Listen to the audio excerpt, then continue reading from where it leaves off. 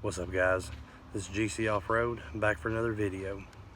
So today we're going to be replacing the U-joints in our 97 Jeep Grand Cherokee. So I'm up under the Jeep here, and I can see that there's 6 bolts that hold the CV side of the axle to the front differential. So it's going to be an 8mm. So I'm going to see if I can find one. It's a 3/8 inch drive real quick. So that's the size we're going to need. I'm just going to go ahead and see if I can get these loosened up a little bit. It's loose.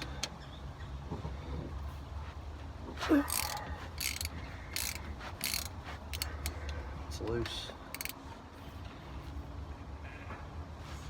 And before I take these all the way out, I'm going to make sure to mark the orientation of these. That way they line up exactly how they were.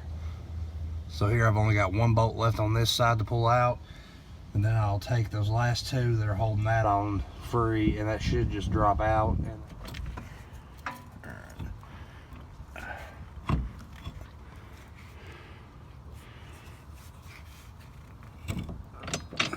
I'm gonna need 2 hands for this. Here you can see I've got the front drive shaft taken out and sitting up on the hood. Go ahead and find my needle nose pliers. We're gonna get these clips taken out and see if we can knock these caps out and get these joints changed. I finally got the first set of caps out. Now I'm going to get the centering whatever piece out and get started on these other 4 clips and see if we can get them free. Now you want to be careful removing this center piece.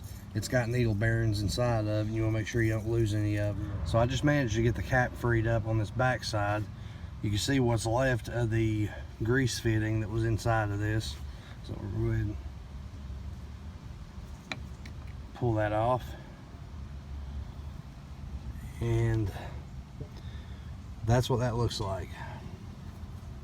My guess would be it's been changed before and it wasn't put together properly, and this is the result of it. There ain't 1 needle bearing in this whole joint. None of the caps had bearings in them. No grease, no nothing. So yeah, guys, sorry I didn't really get to film putting that side together, but gave me a little bit of trouble.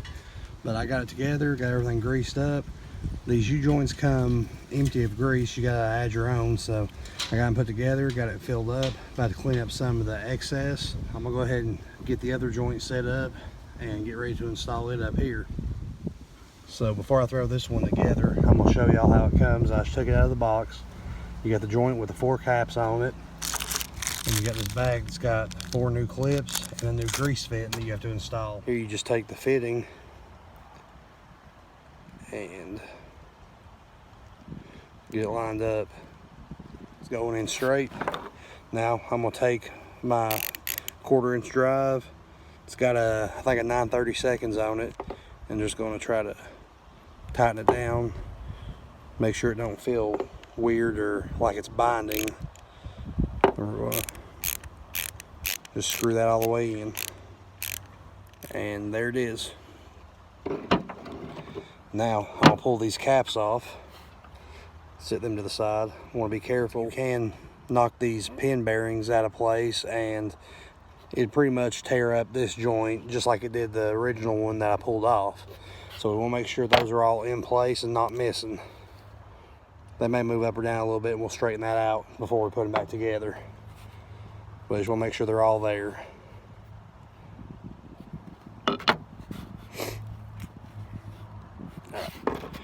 Now I'm gonna set this to the side for a minute, get some grease, and put a little bit of extra grease inside these to help hold the bearings in place. Squirt just a little bit off into each one. Make sure there ain't nothing on your finger or whatever you're using to do this with, and just carefully apply it to the inside of the bearings.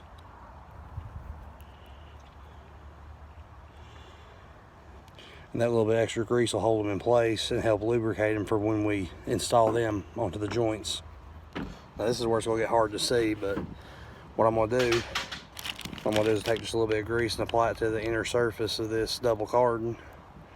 or I think it's called the H yoke, just to help the cap slide into place a little bit easier. So we're gonna go ahead and take the centering yoke, and I'm gonna apply a little bit of grease to it.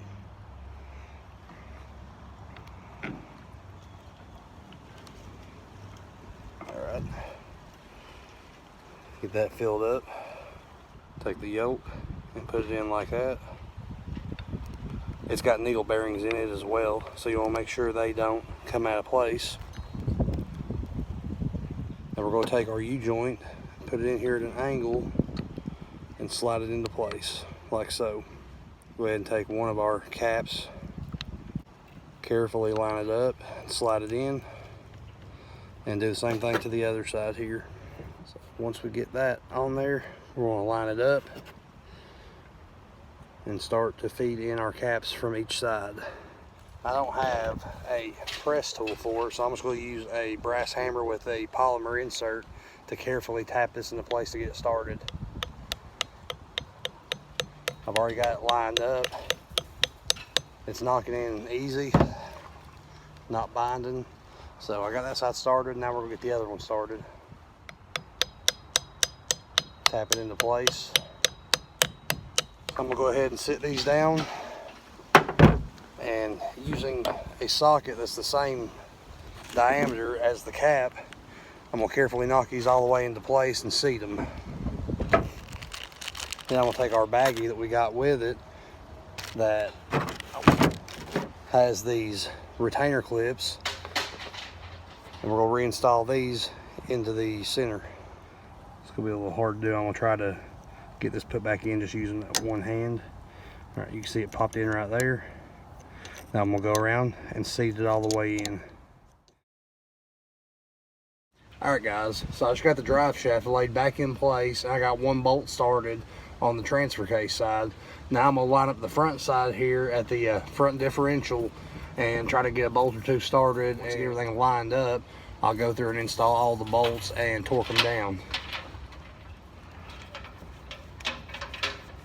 All right, I got one bolt started. Get it kind of, not all the way tightened down, but get it snugged a little bit. Get the second one in right here. Just kind of putting them in, I'd say just finger tight for right now. Get that one in. Okay. Go ahead and use our 1/4 inch drive and 8mm.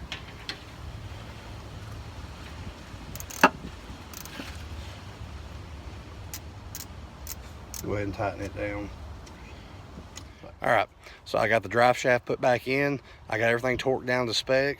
I'm gonna go ahead and top off the fluids on everything up here and take this thing out for a test drive and see if that took care of the driveline vibration. All right, so I just took it out the road, got up to like 45, 50. The noise is gone, it ain't popping like it was, so I think that took care of our problem. As always, thanks for watching. Don't forget to like, comment, subscribe, and keep checking back for other projects.